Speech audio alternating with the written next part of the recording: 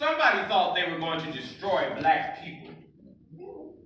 They came all the way to Africa to get the best of us. They murdered elders and children with the aim of confiscating resources and separating families. They believed in their hearts that if they did this, black people would be too fractured to survive. They convinced themselves that if they transported half the people halfway around the world, neither half would ever prosper again.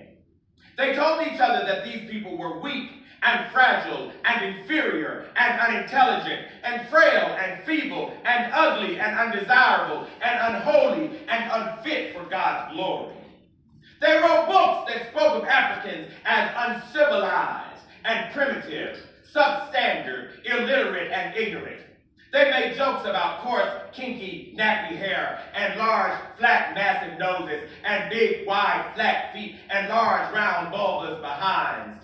These other people called African spiritual systems witchcraft, and devil worship, and voodoo, and wizardry, and black magic. They called Africans niggers, and coloreds, and blacks, and negroes, and every other name that meant the opposite of purity and divinity. They packed Africans on boats and sent them around the world. But first they scattered them throughout the Atlantic Ocean like a farmer planting seed. They fed our ancestors' bodies to sharks and never thought about the anger the waters inhabited. Since then, hurricanes swirl annually, trying to tell the world that somebody threw black saviors into the water. But since Americans don't read history, they missed the sign. These captors took black bodies and set them up on auction blocks. They sold them like meat at a market, per ounce, per pound, per glistening black form. They touched them to see which ones they wanted. They imagined in their sordid hearts the sexual ecstasy black bodies might solicit. They chose particular African men and women whose bodies they admired. They did not take everyone. They took the ones they thought could work and satisfy their sinister lust. But most of all, they believed the strength of Africa was over, that it was done, that it would be no more. They concluded that their rape of Mother Africa was complete, total, all-embracing, a done deal. But Minneapolis, I came today to tell you, they didn't know whom the hell they captured. They didn't know really that they captured philosophers and poets and magicians and musicians and teachers and artists and captors and carpenters and doctors and healers and chefs and psychologists. They didn't know they captured writers and farmers and babalaos and iyalaos and entrepreneurs and scientists. They didn't know really that Africans are stronger in death than in life. They didn't know that a seed will bloom wherever it is planted. They didn't know that actually they came to Africa to find their Savior.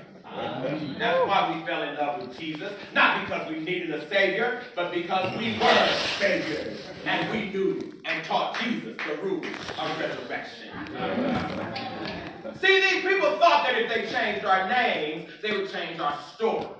They thought that if they gave us their names, we would no longer be ourselves.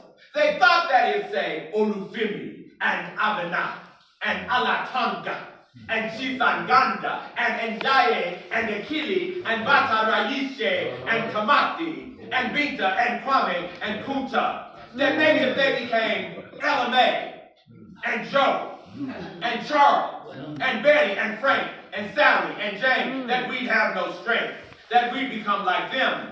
They didn't know that our spirits were bigger than our names. They didn't know that we loved character before we loved Christ. They didn't know that we take their language and we do our own nicknames. Cookie, and Pookie, and Little Bit, and Big Mama, and Nana, and Pumpkin. In other words, we take their language and turn it upside down, inside out, until it said what we wanted it to say, until it articulated the beauty in our own beautiful, beautiful, beautiful black hearts. See, the problem was they didn't know who the hell they had captured. See, they thought that if they paid money for our flesh, they owned us. They thought that if they sold babies away from screaming mothers' arms, they could defeat us. They really believed that if they held black fathers back as they fought like cornered lions, they had crushed us. They actually convinced themselves that if they beat us long enough, hard enough, harshly enough, that we would stop fighting. But they were wrong. They didn't know who the hell they captured. See, what they didn't know is that we knew God before we knew them. Yeah. We understood the movement of the sky. We studied astrology and astronomy. We invented geometry and trigonometry and the calculus. We spoke to ancestors across time and space. We understood the difference between the brain and the mind. We knew the difference between the spirit and the soul. We understood the difference between life and living. They didn't strip us of Africa. They stripped us of artifacts. Everything that is Africa came with us. Kente cloth is not especially African.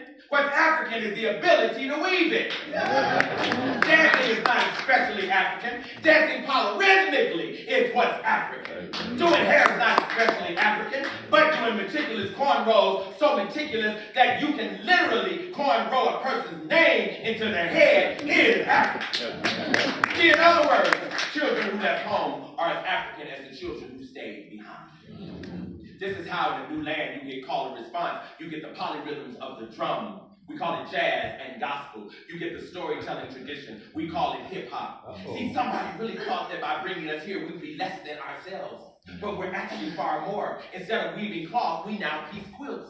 Instead of beating drums, we stomped the earth. Instead of fufu and couscous, we made dressing and succotash. Instead of dancing manjani and sorcenet, we did the cakewalk, the dougie, the crump, the smurf, the powder, the lock. Instead of mothers wrapping their hair in cloth, our mothers wore church hats that you had better not touch. We simply had to transmute and synthesize material. They didn't know they brought people all the way across the Atlantic who knew that if you couldn't find a way, just make one. And the way makers, y'all, the dream shakers, the heavy load sharers, the mighty spirit carriers, they didn't know who the hell they captured. See, listen, the worst mistake they made was to steal seed and then make us the farmers. They didn't know why they brought us here. Somebody really thought they were going to destroy black people. They thought the invasion of Africa would do it. Then they thought the Middle Passage would do it. Then they thought throwing us into the ocean would do it. Then they thought that selling us on auction blocks would do it. Then they thought that beating us would do it.